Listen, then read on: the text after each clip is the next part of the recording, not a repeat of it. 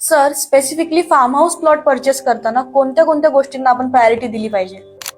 तर सुरुवातीला मी सांगेल की तुम्ही जर फार्म हाऊस प्लॉट घेण्याचा विचार करताय तर सुरुवातीला आपण हे बघितलं पाहिजे की मॅक्सिमम लँड मला कशी परचेस करता येईल. आणि त्यामध्ये दुसरी गोष्ट अशी येते की ती गेटेड डेव्हलपमेंट पाहिजे, किंवा असं पाहिजे की आपण आज परचेस करतोय आणि उद्या पण त्याचं चांगलं इन्कम आलं पाहिजे, या दृष्टिकोनातून आपण इन्व्हेस्टमेंट केली पाहिजे.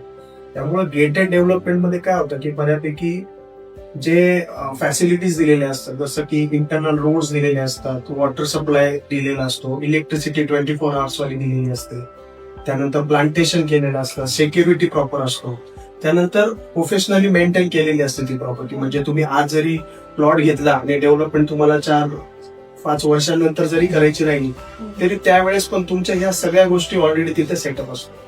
त्यामुळे तुम्हाला तिथे डेव्हलप करण्यासाठी खूप स्कोप असतो. ऑलरेडी तिथे खूप चांगल्या पद्धतीने डेव्हलप झालेल्या प्रॉपर्टीज असतात. म्हणजे समजा तुमच्या बाजूचा प्लॉटवाला त्याने विला बांधलाय, त्याला चांगल्या पद्धतीचं रेंटल मिळत आहे, तर तुम्हाला एक चांगला स्कोप मिळतो. तुम्हाला बऱ्यापैकी आयडियाज त्याच्या मिळतात की आपण कशा पद्धतीने अजून इम्प्रूव्ह करू शकतो की जेणेकरून आपल्याला रेंटल इन्कम चांगलं मिळालं पाहिजे.